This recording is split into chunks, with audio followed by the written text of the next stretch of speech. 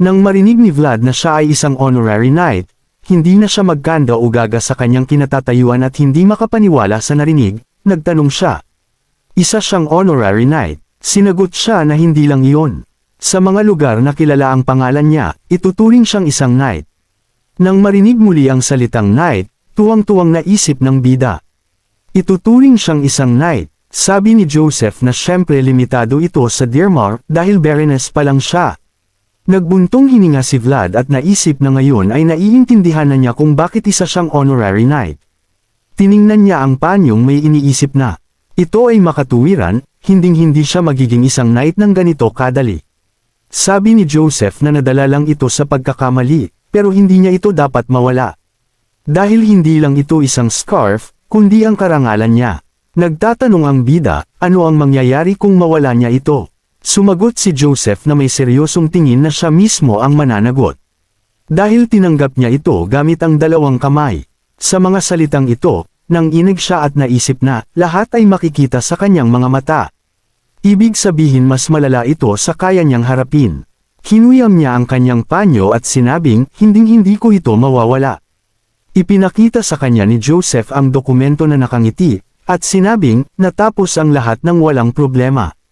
Pero dahil sa kanya, hindi na ito kailangan. Nilinaw ni Vlad, isa ba itong pangmatagalang kasunduan? Kinumpirma niya ang kanyang mga salita at sinabing nakasaad sa dokumentong ito na humiram si Alicia ng 10,000 ginto mula sa kanila. Nang marinig ang napakalaking halaga, inulit niya ng may pagkagulat, 10,000 ginto. Sabi ni Joseph na ito ay paraan para mapanatiling ligtas ang kanyang mga sundalo sakaling matalo siya sa duelo. Kung mawala niya ang kanyang estado, isusuko niya ang sarili niya. Ito lang ang paraan para mailigtas siya kay Andres. Siyempre, wala naman siyang kinuha. Tinanong ni Vlad bakit niya napagdesisyon ng kontrolin si Miss Alicia. Ang pagkatalo sa isang duelo ay nangangahulugang mawawalan ng karapatan sa tagumpay. Sumagot si Joseph na ang dahilan ay parang spark sa mga abo. Ang isang singaw ng hangin ay sapat na para mag-apoy.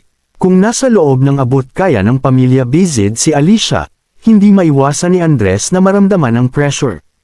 Tiningnan siya ng bida na may pagkalito sa kaisipang, tila naiintindihan niya ng kaunti kung paano nabubuhay ang mga aristokrates sa paghahanap ng mga dahilan. Biglang may tunog mula sa pinto. Ang tunog ay mula sa gilid, at agad siyang tumingin sa direksyong iyon. Nagtatanong si Joseph, ano iyon? Sumagot siya na may narinig siyang galing sa gubat sa kanluran. Ngayon ay tahimik na ang lahat mula sa gilid ng gubat. Ngunit pagkatapos ng isang segundo, bumangon ang alikabok sa likod ng burol at narinig ang malakas na kaluskos ng mga kabayo. Isang dosenang tao ang patungo sa kanila. Nang mapansin ito, mas tiningnan ni Vlad at naging seryoso. At nang makita niya na ang cavalry ay patungo sa kanila, agad niyang kinuha ang kanyang espada at nagsabi, "Ito ba ay mga bandido?" Ipinatong ni Joseph ang kanyang kamay sa hilt ng kanyang espada. Pinigilan siyang hilahin ang espada, at saka iniutos na itago ito. Bahagyang ngumiti siya at sinabing, naghanda siya para dito kahit bago pa magsimula ang duelo. Pagkatapos nito ay lumabas sila sa karwahe at ang pinuno ng mga sundalong ito ay lumuhod sa harap ng batang master, tulad ng lahat. Ipinatong niya ang madugong bag sa harap niya at sinabing, huli sila dumating at kumukuha ng patas na bayad. Tiningnan ni Joseph ang bag at nagtanong, ito na ba iyon? Tila may hiniling si Joseph sa kanila. Pinuri niya siya at sinabing, tumayo, pagkatapos. Nito ay tumayo ang lalaki at tumingin kay Vlad, nagtanong kung, siya ba iyon? Isang basalyo na nakatanggap ng pagkilala ni Lady Alicia sa kanyang sariling mga kamay. Kumalat ang mga bulong-bulungan sa buong lupain. Dahil dito, nang inig ang bida, at nagbuntong hininga si Joseph at kinumpirma ang kanyang mga salita. Sasambahin siya nila sa huli. Tumangala si Vlad sa taong ito at agad na nakasalubong ang kanyang mga mata. Naging nerbiyoso siya at naisip na, nakaramdam siya ng ibang aura mula sa kabalyero. Ang espiritu ng panganib na lumalaganap sa mga sulok. Iyon ang sinasabi ng kanyang instincts. Hindi siya dapat biruin. Nagtatanong si Joseph dahil bumabalik sila sa kabisera, baka gusto nilang sumama sa kanila. Sumagot ang lalaki na, nagmamadali sila. Sinabi ni Joseph na, nakakahiya, pero nagpapasalamat siya sa kanyang serbisyo. Sumagot siya sa pamamagitan ng pagdampi sa kanyang dibdib at sinabing, nanatili lang siyang tapat sa Bayezid bilang kanilang hidden sword. Naisip ni Vlad na may pagkagulat, Bayezid, hidden sword. Anong klase ba talaga ang mga taong ito? Naging interesado siya sa laman ng bag at naisip, ano kaya ang nasa loob niyan? Tumalikod si Joseph, nang mapansin ang tingin ni Vlad, ay nagtanong kung, interesado ba siya sa kung ano ang nasa loob niyan. Tumangala mula sa kanyang mga iniisip, kinumpirma ng bida ang kanyang mga salita. Pagkatapos nito ay sinabi ni Joseph na may seryosong tingin na may mundo ng mga aristokrate dyan. Isang mundo ng kalamigan, kalupitan, at walang kapatawaran. Sa loob ng bag ay ang ulo ni Andres, na ang mukha ay puno ng takot.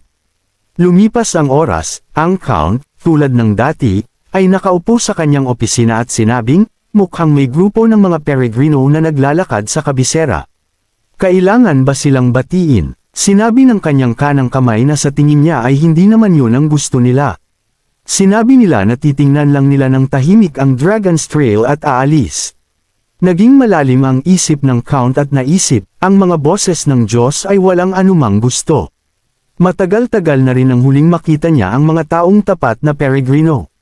Nagtanong siya kung maganda bang panatilihin silang binabantayan ng hindi nila alam, tama. Ngumiti ang kanyang assistant at sinabing, alam niyang sasabihin niya iyon. Sumagot ang Count na, kaya siya nasisiyahan sa nararapat sa kanya. Sinabi niya na, sa ganitong kaso gagawa siya ng mga paghahanda. Pagkatapos nito ay sumang-ayon ang Count at nagsimulang magsalita tungkol sa kanyang pangalawang anak at kay Vlad. Narinig niya na sa pagkakataong ito ay nagawa nila ang isang dakilang gawain. Kinumpirma ito ng matanda ang kanyang mga salita at sinabing, binanggit ito sa ulat. Inilagay ng Count ang kanyang mga braso sa kanyang dibdib at naisip, ang unang code ng Swordmaster. Matagal na siyang hindi nakarinig tungkol dito. Elite education, simula sa pagpili ng mga tao na may napatunayang linya ng dugo at talento. Ang mga hindi pa nagiging diamante ay pinanghahawakan ng may labis na pag-iingat. Kaya, ang mga sitwasyon kung saan kailangan ng pagtungo sa unang code ay bihira. Sinabi niya na, bihira sigurong makita ang mga kabalyero na pinalaki ng ganoong kaingat dati. Sumagot si Ragnas na, gusto sana niya kung nandoon siya. Sumagot siya na, hindi lang siya, sigurado siyang may ibang tao rin na gusto iyon. Ang gininto ang henerasyon ng Bayezid ay nasa isip niya. Sa ganitong rate, ang mga datihan ay sisirain ng mga baguhan. Sumagot ang kanyang assistant na, sigurado siyang magugustuhan ito ni Joseph. Ipinikit ng Count ang kanyang mga mata at ngumiti sa kaisipang, nahihirapan siyang huminga, kaya akala niya ay sumuko na si Joseph. Ngunit gumagapang siya sa putik. Naisip niya pabalik ang isang bagay na may kantab. Ibinukas niya ang kanyang mga mata at may seryosong mukha na naisip na marami siyang dapat pag-isipan. Dahil sa huli dapat niyang piliin ang isa lang sa kanila. Lumipas ang oras at nagsimula ang mga pag-uusap sa dining room. Nagtanong ang isa sa mga basalyo, narinig niyo ba? Sabi nila bumalik si Vlad pagkatapos ng gawain. Nagtanong ang kanyang kaibigan, totoo ba ito? Narinig niyang nakipaglaban siya sa duelo sa kabalyero. Sinabi ng ibang lalaki na, narinig niya na gumawa pa siya ng inner peace. Sabi ng iba na, hindi ito totoo, katawa-tawa lang ito. Ang taong kalye na iyon ay nakagawa ng aura. Tahimik na nakaupo sina Sub-Onin at ang kanyang mga kaibigan at kinakabahan sa pagbanggit kay Vlad. Biglang bumukas ang pinto sa dining room at pumasok ang bida. At sinabing mamamatay na ako sa gutom. Gaano na ba katagal? Buwan. Huminto siya at tiningnan ng iba pang mga basalyo, napansin na nagbago ang atmosfera. Lahat ay biglang tumahimik at hindi naglakas loob na tumangala sa kanya. Mula man sila sa mararangal na pamilya o hindi, kung may malaking pagkakaiba man sa kanilang estado o hindi, hindi na ito mahalaga. Dahil ang mga away ng mga bata ay natapos na. Nangyari ito sa pagdating ng tanging tao na natagpuan ang sarili sa ibang mundo. Pagkatapos ng ilang oras, si Vlad ay nakaupo sa lamesa at kumakain ng mga sausage na may hindi nasisiyahan na tingin. Nararamdaman niya na tinitingnan siya ng lahat at sinabing maaire para sa kanya na kumain ng ganito. Sinabi ni Portly na, marahil ay mananatili ito ng ganoon sa loob ng ilang sandali. Alam ng lahat ang lahat ng nangyari sa Dermar. Dinilaan ni Vlad ang kanyang mga daliri at sinabing, mabilis kumalat ang mga bulong-bulungan. Nagtanong si Portly, sa pamamagitan nito, ano ang gagawin niya sa bakasyon? Hindi mo ba alam iyon? Binibigyan sila ng 2 bakasyon sa isang taon. Lahat ng mga estudyante ay pupunta sa bakasyon sa linggong ito. Nagtanong si Vlad, kailangan din ba niyang umalis? Hindi siya mula sa isang marangal na pamilya, kaya wala siyang mapupuntahan. Nagtanong si Portly na may masayang tingin, kung gusto niya, baka gusto niyang sumama sa kanya. Sinabi ng kanyang ama na gusto niyang opisyal na imbitahin siya. Sa totoo lang, wala pa siyang naging kaibigan dati. Sinabi ni Vlad, ibig sabihin ba niyan, hindi ganun kaganda ang track record mo? Sabi ni Portly mayroon silang napakainit na pagtanggap sa bahay. At kaya rin nilang bigyan siya ng walang limitasyong access sa pritong karne. Narinig niyang naghahanap siya ng kabayo. Hindi ba niya sinabi sa kanya kung ano ang ginagawa ng pamilya niya? Makakahanap sila ng kabayo para sa kanya. Parang natatandaan niyang may narinig siyang ilang kabayo na may mas mahusay na lahi kaysa kay Sir Jaeger. Sinabi ni Vlad, sigurado ka ba rito? Kung ganun, sisiguraduhin kong mabibigyan ako ng bakasyon sa anumang halaga. Matapos ang ilang oras sa training room, nakikipaglaban siya kay Jaeger, na kalmadong sinasangga ang kanyang mga atake habang hawak ang espada sa isang kamay. Nagdidiin ang mga ngipi ni Vlad at may sensi ng sinusundan ang kanyang mga galaw.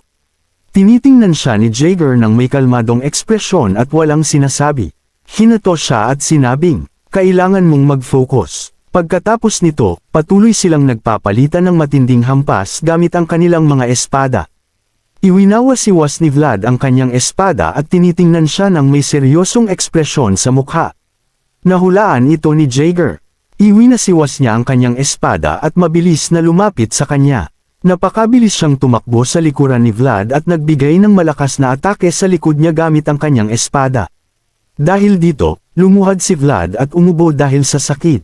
Tiningnan siya ni Jaeger at sinabing, sinabi ko sa'yo na wag mong subukang gawin ang isang bagay na hindi naman mangyayari. Akala mo ba naging espesyal kapag katapos ng duelo sa Deer Mall? Naging maliit na bagay na lang ba ako sa'yo at hindi na ako dapat pakinggan? Gusto sana ni Vlad magsalita.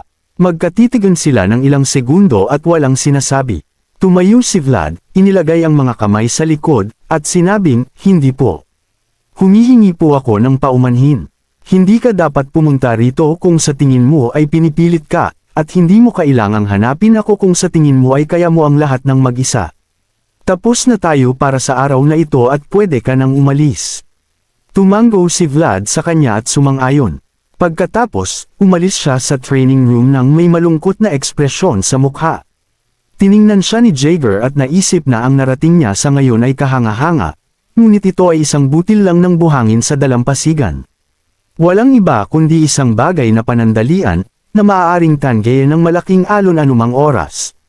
Napakawalang katiyakan nito. Pagkatapos ng ilang oras, naglalakad si Vlad sa koridor at sinabi ng boses na tama siya. Kailangan niyang magsimula sa mga pangunahing kaalaman, magagalit din ako. Gusto ko lang bigyang diin muli ito. Hindi lahat ng kabalyero ay kayang gumamit ng aura. Ngunit hindi ito nangangahulugang mas mababa ang mga kabalyero na hindi marunong gumamit ng aura. Ang aura ay pangkatawan lang ng potensyal para sa mga kakayahan sa paglago. Hindi natin dapat kalimutan na kakahawak mo lang ng espada hindi pa nagtatagal. Siya ang uri ng taong hindi magagalit sa kanya kahit na nararapat siya doon. Kailangan niyang pag-isipan muli ang mga salita ni Sir Jaeger.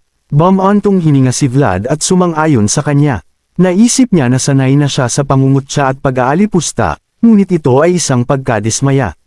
Ang tingin na ito ay mas masakit kaysa sa isang suntok mula sa isang kahoy na espada. Sinabi ng boses na hindi man lang siya nagsalita tungkol sa bakasyon.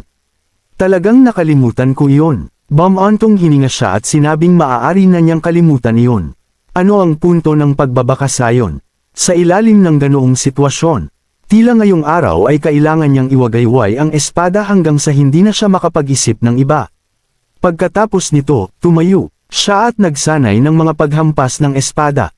Nagbigay si Vlad ng huling hampas, inilagay ang lahat ng kanyang lakas dito. Ang hampas na ito ay nag-iwan ng marka sa lupa. Pagod na siya sa mahabang pagsasanay. Mabigat siyang humihinga at pinupunasan ng pawis sa kanyang mukha. Sinabi ng boses na kailangan na niyang tapusin ang araw na ito. Narating na niya ang kanyang limitasyon. Kung mabilis itong masunog, magiging pagod ito. Kung magtamo siya ng pinsala, ang lahat ng naunang pagsisikap ay mawawalan ng kabuluhan. Tinaas ni Vlad ang kanyang ulo at sumang-ayon sa kanya. Tiningnan niya ang buwan at naisip na sa wakas ay nakuha niya ang kislap na ito. Si Jaeger ay nakatayo sa dingding at pinapanood siya mula sa malayo. Patuloy siyang nakatayo ng walang kibo, tinitingnan siya at walang sinasabi. Isip niya isa siyang lobo na humahabol sa buwan.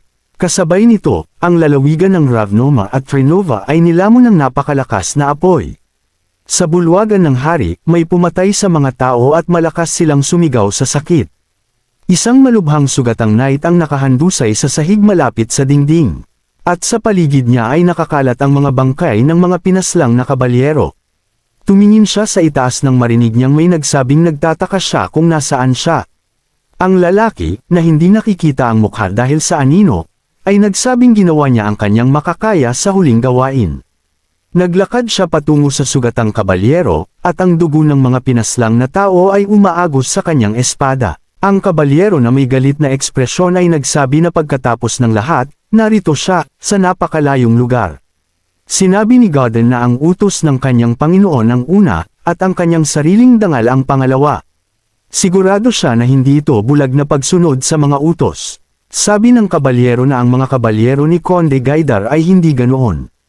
Galit na sinabi ni Godden na iyon ang dahilan kung bakit silang lahat ay patay na.